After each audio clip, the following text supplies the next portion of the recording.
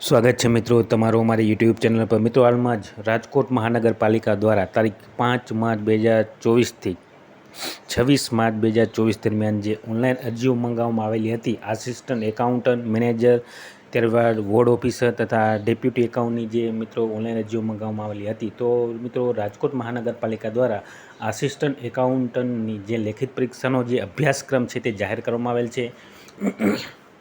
જેમાં મિત્રો જોઈએ તો મિત્રો આસિસ્ટન્ટ એકાઉન્ટની લેખિત પરીક્ષા મિત્રો 100 ગુણની રહેશે અને કુલ પ્રશ્ન 100 રહેશે અને મિત્રો નેગેટિવ માર્કિંગ નથી। આ એક સારી બાબત છે મિત્રો। નેગેટિવ માર્કિંગ નથી અને તેનું અંગ્રેજી માધ્યમમાં લેવામાં આવશે મિત્રો। તો મિત્રો જે એક્ઝામ લેવામાં આવશે તે અંગ્રેજી માધ્યમમાં લેવામાં આવશે। આ મિત્રો સિલેબસ જોઈએ તો ક્રમ નંબર 1 ઉપર મિત્રો જોઈએ તો general knowledge, current business and economics affair એટલે કે જનરલ નોલેજ અને કરંટ અફેરના પ્રશ્નો હશે 15 માર્કના। ત્યારબાદ ક્રમ નંબર 2 ઉપર જોઈએ મિત્રો તો goods and service tax act 2017થી અત્યાર સુધીના જે સુધારા વધારા થાય છે તેમાંથી પ્રશ્નો હશે 25 માર્કના। ત્યારબાદ ક્રમ નંબર 3 પછી ઇન્કમ ટેક્સ એક્ટ 1961 અત્યાર સુધીમાં જે થયું છે તે વિશેના પ્રશ્નો હશે કુલ 25 માર્કના। ત્યારબાદ મિત્રો ક્રમ નંબર 4 છે ફાઇનાન્સ મેનેજમેન્ટ, ફાઇનાન્શિયલ એકાઉન્ટ અને કોસ્ટ એકાઉન્ટમાંથી પ્રશ્નો હશે કુલ 10 માર્કના।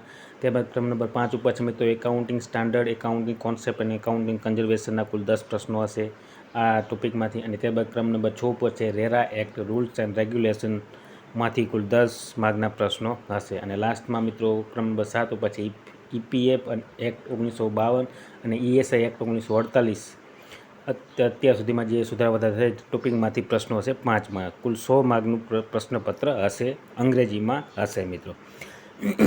હવે મિત્રો વિગતવાર જોઈએ તો મિત્રો જે ક્રમ નંબર 1 ઉપર છે જે જનરલ નોલેજ અને કરંટ અફેરના પ્રશ્નો તે 15 માર્કના છે। ત્યારબાદ ક્રમ નંબર 2 ઉપર છે કે goods and service tax act 2017 એટલે કે GST।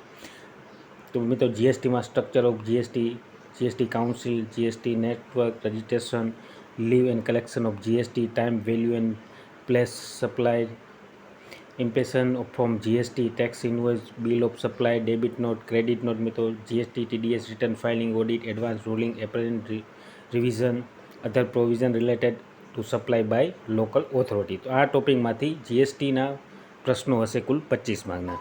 ત્યારબાદ ક્રમ નંબર 3 ઉપર જોઈએ મિત્રો તો જેમાં ઇન્કમ ટેક્સ એક્ટ 1961માંથી પ્રશ્નો હશે, જેમાં મિત્રો basic charge and rate of income tax, computation of taxable income tax under various head, advance tax, tax deduction at source, tax collection of source, exempted of tax deductible income, set on and carry forward of losses, filing of return, tax audit, different type of assignment, default and penalise, advance ruling અને ત્યારબાદ appeal and revision, settlement of tax case. તો આ ટોપિકમાંથી મિત્રો પ્રશ્નો હશે 25 માર્કના income tax act 1961। ત્યારબાદ ક્રમ number 4 ઉપર જોઈએ તો મિત્રો finance management and finance cost and એકાઉન્ટના પ્રશ્નો હશે, જેમાં objective and scope of financial management, ત્યારબાદ ફાઇનાન્શિયલ એનાલિસિસ થ્રો રેશિયો, ત્યારબાદ સોર્સ ઓફ ફાઇનાન્સ, ત્યારબાદ capital budgeting and capital investment decision, ત્યારબાદ capital structure of cost of capital, ત્યારબાદ working capital management, ત્યારબાદ માર્જિનેબલ કોસ્ટિંગ પ્રેકેવિનિયન એનાલિસ અને ત્યારબાદ જોઈએ મિત્રો તો standard costing variance analysis, leverage, money market and capital market, working of stock exchange in India, NSE, BSE, regulatory authorise SEBI and rating agency. તો આ ટોપિકમાંથી પ્રશ્નો હશે મિત્રો 10 માર્કના। Finance management, financial and cost accounting. ત્યારબાદ ક્રમ નંબર 5 ઉપર છે મિત્રો accounting standard, Indian account standard, accounting concept and એકાઉન્ટિંગ કન્વેન્શનમાંથી પ્રશ્નો હશે મિત્રો કુલ 10 માર્કના પ્રશ્નો હશે। ત્યારબાદ મિત્રો જોઈએ લાસ્ટમાં તો ક્રમ નંબર 6 ઉપર છે રેરા એક્ટ 2016, જેમાં Gujarat real estate regulation development general rules 2017માંથી પ્રશ્નો હશે કુલ 10 માર્કના। અને લાસ્ટમાં મિત્રો EPF એક્ટ 1952 અને ESI એક્ટ 1941 અત્યાર સુધીના જે ટાઈમ ટુ ટાઈમ સુધારા વધારા જે બધું થયું હોય તેમાંથી 5 પ્રશ્નો હશે, કુલ 100 માર્કનું પ્રશ્નપત્ર હશે મિત્રો। આસિસ્ટન્ટ એકાઉન્ટનું અને નેગેટિવ માર્કિંગ નથી અને મિત્રો તે અંગ્રેજી માધ્યમ રહેશે પ્રશ્નપત્રનું। તો જે પણ ઉમેદવારે ઓનલાઈન અરજી કરેલો હોય તે સર્વ ઉમેદવારે નોંધ લેવા વિનંતી અને વિડીયો ગમ્યો હોય તો લાઇક, શેર અને સબસ્ક્રાઈબ કરવાનું ભૂલતા નહીં। જય હિન્દ।